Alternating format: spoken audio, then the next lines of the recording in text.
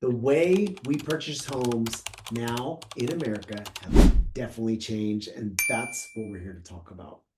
Yeah, so if you have not heard yet, there was a NAR settlement that changed how buyers agents get paid through a real estate transaction on a resale home. And in this video, we are going to talk about what the changes were, how that affects the buyer, how that affects the sellers, and other opportunities out there to help people navigate through these changes.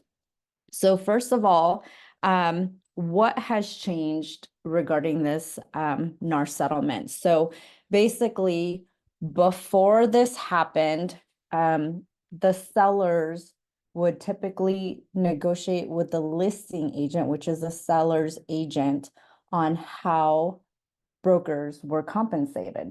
So the listing agent would negotiate, 2.5 to 3% on the listing side, and then 2.5 to 3% on the buyer's agent side. That has always been negotiable, but there was some issues around it where some sellers may not have been informed with the fact that it was negotiable. So there was a lawsuit regarding this, that sellers didn't know that they were paying for these buyer agent commissions. So, this kind of changes a lot of things right now in our real estate market because of a few things, and we will cover how that impacts buyers in the market today. So, what are some of the changes that are happening right now is as a listing agent, we are not able to really negotiate on the buyer's agent side. I mean, we could tell our sellers that we do advise that you still pay a buyer's agent commission, but that's because a buyer cannot finance the buyer's agent commissions.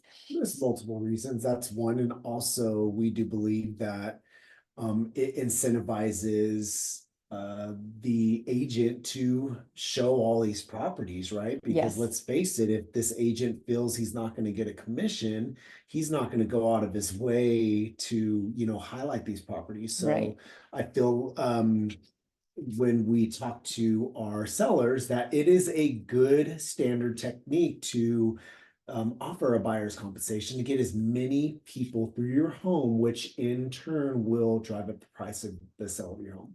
Yeah. Um, Another thing too is, being a listing agent right now, we have listings and the agents are reaching out to us, asking, if there's a buyer broker commission. And so all of this is and always has been negotiable. So some of the changes that are happening now is that if you are a buyer and you want to work with a buyer's agent, in order for you to see a property, you have to have a buyer broker agreement signed with your agent, and it has to specify how much they are going to get paid, whether that's 2%, 2.5, 3%, or a flat fee. The buyer broker agreement has to state the amount that they are being compensated. And then also, And before that was not a requirement. Now it's still, you could have a buyer broker agreement to, solidify that you, the buyer, are going to work with me and I will represent you, but it just wasn't required, yeah, right? exactly. And then also on the listing side, what has changed is that we have this thing called an MLS. And this is where we put all of our properties throughout the area. It's a shared database of all the homes for sale. There used to be a section in there that talks about what the buyer's agent commission is going to be because it was pre-negotiated with the seller and the listing agent. So that used to have that public. It used to be on Zillow. It used to be, in MLS. So a buyer's agent can see what that compensation There was a was. specific Field. section, Yep. commission, 2.5, 2, 3, whatever it was. Right. And that is no longer available. And And you there, cannot even put it in the remarks. right. We are buyer friendly, commission friendly. So anything that hints that we're offering a commission, we cannot put that in MLS or Zillow. Yeah. And The thing that some of the MLS allows is a check mark that says that the seller's willing to pay the buyer concession. So that is another topic that I want to talk about after.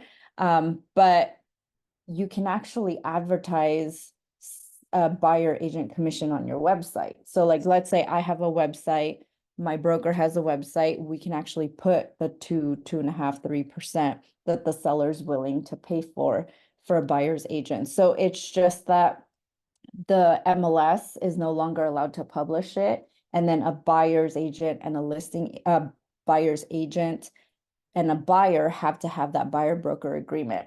One of the other thing too is that, let's say that you and the buyer have an agreement. You're the buyer's agent, have an agreement, and you said, I'm only doing 2%. But there is a home that the buyer likes and the seller is willing to pay 3%. You cannot take that 3% if your buyer broker agreement says 2.5%. So it's pre-negotiated and you can't go up, but you can decrease your buyer broker agreement to like 2% if the sellers are only willing to pay the 2%. So that's some of the changes. Now going into the buyer concessions. So in the MLS, it now says that you could check off a box that says sellers willing to pay for buyer concession. This is really important in this case because how things work on the buyer side now is that the buyer agent commission. So before all this happened, it just came off the seller's equity. So it was basically like, this is a purchase price, these are the seller's closing costs, and buyer agent commission was right there next to the listing agent commission. Now it has to come in a form of a seller concession, which is like a seller credit. So this kind of poses a problem with some of the loans out there, because I heard VA can't accommodate that. Some of the other banking guidelines had to change their seller credits. So, there's going to be like a lot of different things going on the backside. So it's not just a seller credit, it has to qualify for different loans and things like that. So it just made it a little bit complicated. So rather than it being just a seller paid commission, it's still being paid by the seller because you're giving a credit to the buyer, but now it goes on as a buyer credit. So, it kind of all just stems down to purchase price, terms, and the net to the sellers. And in the buyer broker agreement, if the seller does not come up with a commission, that's what the buyer broker agreement is, to say if the seller does not pay me, I'm still going to get paid by you, the buyer, through my services. Yeah. Yeah. So it just, Which does make it challenging, It right? does. Because interest rates right now are pretty high. Home prices that the seller is, profiting on with the equity and prices going up are very expensive. And it is hard, as we know right now, in a lot of places, we're in California, for first-time home buyers to purchase a home because they did not have a home that they benefited getting all the equity to where they could move into another home. It's their first time, so they need to save up for at least 3.5% down, and then they have 6 to 7+% mortgage. So the mortgage is going to be pretty high. Wages have not really kept up with the inflation in home prices. So it's creating a new way that we're doing real estate, challenging, but we are getting through this. There are a lot of new changes coming and how we do loans and how we can negotiate. But I think for the first year, it's just going to be a lot of Trial. figuring things out. Yeah.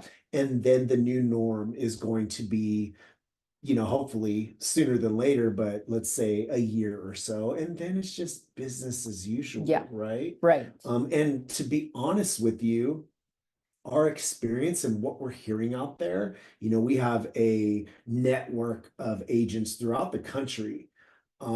Not much has really changed. Just making sure our buyers sign the agreement.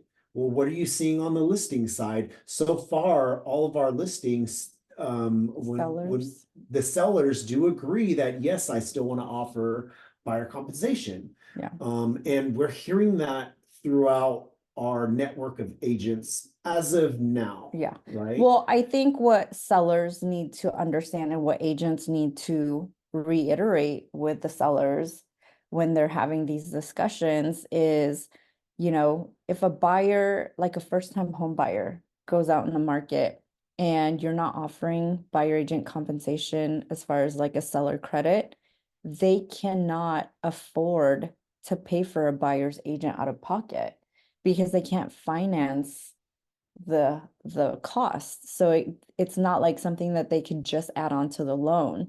So that's why it would have to be added as a seller concession, seller credit. That would be the only way they could add it into their purchase price or loan. So if you don't allow the seller credit, then you're going to lose a pool of buyers who just don't have the funds to pay for this. And if what happens when you have a home that's been on the market? So let's say Yeah. we are listing a home or we are selling a home and it's just on the market and we have no one coming through the doors. What happens? You lower the price Right. to get the home sold. Yeah. Right? So that's why it's just a good standard strategy that we've always done and that we still recommend as of today, because that's what we're seeing is if we want more people to come through, we are going to market the home properly. We are going to fix it up the best we can, right? Because the nicer the home, the more turnkey it is, the more people are going to get through the door, and offer a buyer compensation to get more people through the door, which then means you get multiple offers, and that creates your price to your home stay to up. sell for more. Yeah. One thing I am sharing with people too, and we mastermind and we train agents from many different places, but I always tell the agents, because as a listing agent, I get people texting us like, oh, what's your buyer agent commission? And I tell them, I said, hey, it's negotiable. It really depends on price and terms. But what I tell people is like, if you're working with another agent as on the listing side, you may want to tell them not to tell the buyer's agent what you're willing to pay. Because what happens is that, if the agent says, oh, my seller's willing to pay 3%, well, what about if that agent was, willing to take 2% or whatever? So that's the whole point too, is like, let these buyer's agents negotiate with, the listing agent as far as like price terms and percentage, because, if there's 5 offers and you have someone asking for full commission, but then their price is like this versus someone that's asking for, uh, lower commission, but their price is like this. So it really just boils down to like your net that you will receive as a seller. So I always tell people to like, don't just throw out a number. Let the agents negotiate on the back end, just like we would with their price, right? It's our job. One of our jobs is to negotiate. Exactly. Right? On the buyer side and the seller side. Yeah, because there's so many. Now we're just going to negotiate pretty much all the terms, commission included, which we did in the past, but it was upfront with the sellers. Now we're going to do negotiations on the terms of the offer, including the price of the home, any fixes that need to be done to the home after inspection, appraisal. If the appraisal comes in low, there's negotiation there, and then what we're willing to compensate to make the full transaction come to a decision and move forward with purchasing a home. Yeah. One of the other areas that we want to talk about is how this plays into the new construction space. As far as we know, today is September 10th. When we recorded this video, we have not really had any builders really require, except for maybe like 2 builders. No, just there was one builder I went in, they said they're gonna require it. And we go to all the builders, and as of now, none of the agents have heard that Yeah. they're going to be requiring it. So pretty much across the board, almost 100%, it's business as usual for us. Yeah. So for those of you who don't know, when we work with new construction, we build such a great relationship with the builders. So they actually compensate the buyer's agent to represent you throughout the process. So we've been asking all of our partners, hey, have you guys had any changes? Do you see any changes coming up with how the realtors are paid in new construction? And so far, they are going to keep everything the same. So you don't have to worry about, you know, if the builders are going to pay for it or if we have to negotiate. So You're, the great thing about that is if I'm a buyer and I want to go look at these builders, but I want to be represented, I don't have to worry so much about coming up with that buyer compensation because these builders are still Yeah. going to compensate us because we are bringing them business. So even think about that. If these huge builders that are selling at a huge volume are still offering a commission for us to bring our buyers in, that is because it works. Yeah. They don't have to pay us. They know that it works. They've been doing it Yeah. forever. There's only like one or two that really don't, and that's fine. If you're to go in there, you see it's a little bit more cutthroat on the sales floor. Yeah. But most builders, almost all of them, are going to offer a compensation to the agent because they want us to bring our clients in. Yeah. Yeah. So that just kind of summarizes what, you know, this NAR settlement and the changes to the buyer's agent commissions are. You know, some of you guys may have heard of it, some may not.